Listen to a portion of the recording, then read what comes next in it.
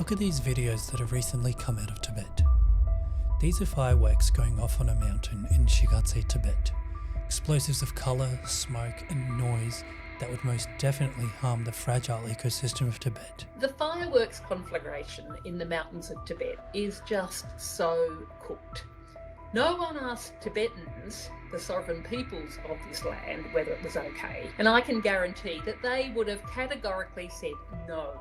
An inferno of this scale would have caused massive damage to the landscape and the wildlife of these mountains. It doesn't surprise me that the Chinese government gave it the okay. As the occupying power, they have form about approving massively damaging activities like hydro dams and mining and not caring about the rights of Tibetans.